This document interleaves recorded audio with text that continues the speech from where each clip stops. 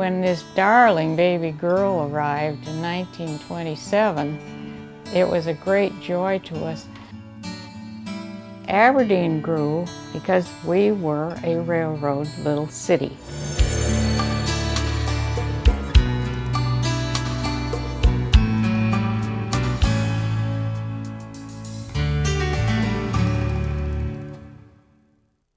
On to Milwaukee. I went to Milwaukee, I graduated in '43.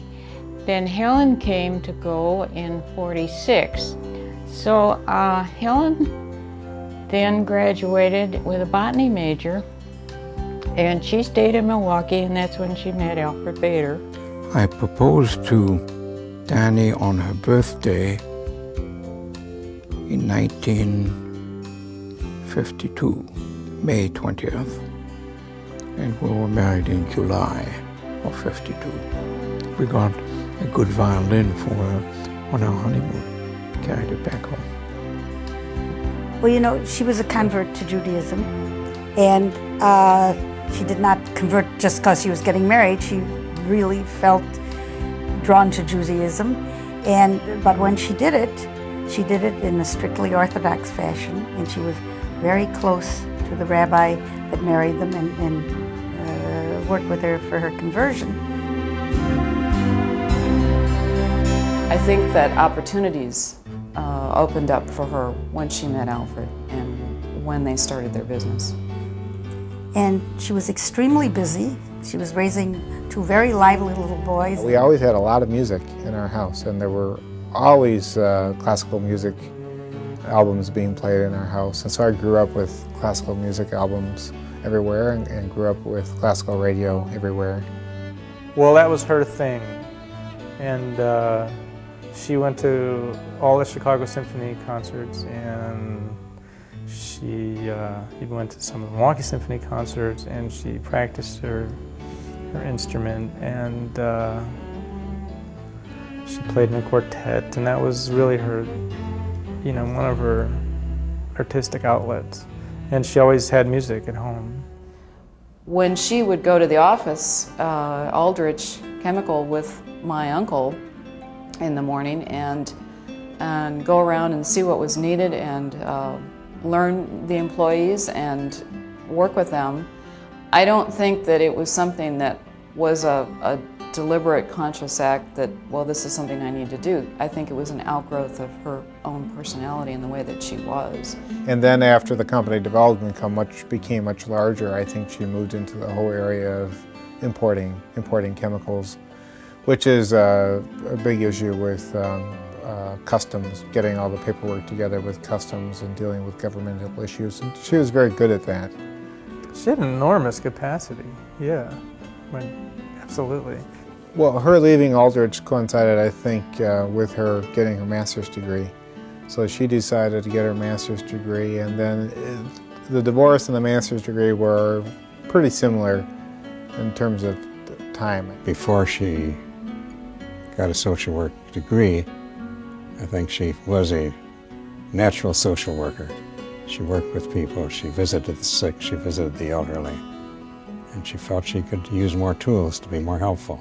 When she was in school, it was more centered around mentally disabled individuals and also homeless too, primarily through the Legal Aid Society. And we found that Helen was really one of the most remarkably talented and sensitive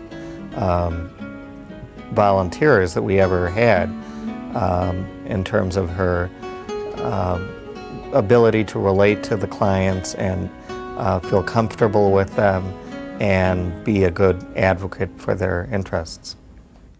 Then when she got her MSW, she was asked by a friend of hers to work for the Milwaukee Jewish Home. And I think my mother had some interest in working with the elderly, and it seemed kind of a natural for her to go to the Milwaukee Jewish Home to do work there. She had called me and told me that she wanted to get together with me because there were some changes taking place in her personal life, and she wanted to share them with me. And I suggested that perhaps at that difficult time of her life, she would find a lot of comfort in working with people with dementia, because they really, they don't have any pretense. They really just take you for who you are, and they appreciate what you do for them. But when she was talking to you, you always felt she had all of the time in the world to sit down and listen to what you had to say. And that's one of the reasons why she was so good in her work at the home. She had called me and I went to meet her at the home.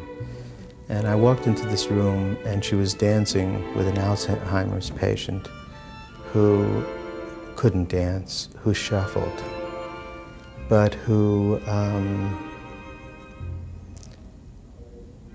appearance made it very clear that dancing with Helen Bader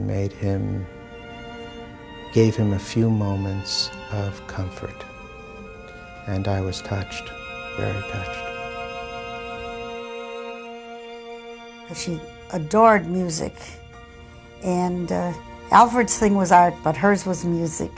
I teach both classical guitar and Spanish guitar, flamenco, and her interest was in flamenco guitar. She was a great student.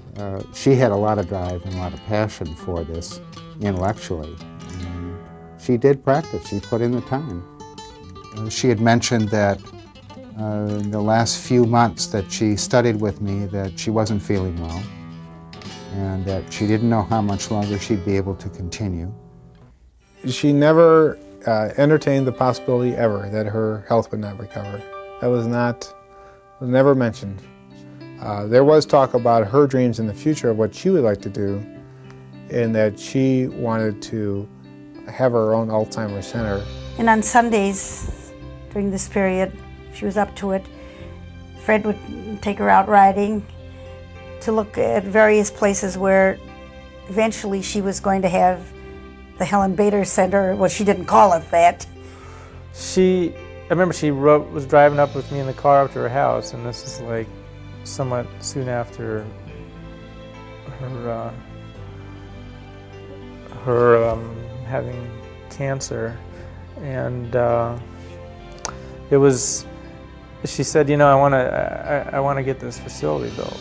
She made a connection with architects who were specialists in this at the UWM, and that was the forerunner of the Bader Center.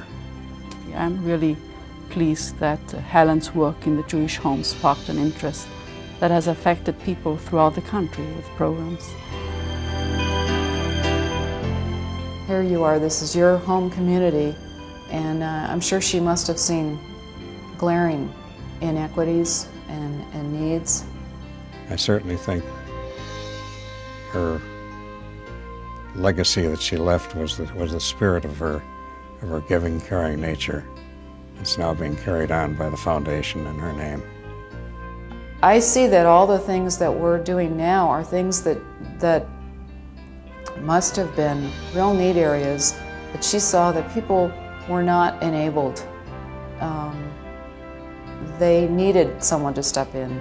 Helen led by example, and she led with her exquisite qualities, human qualities.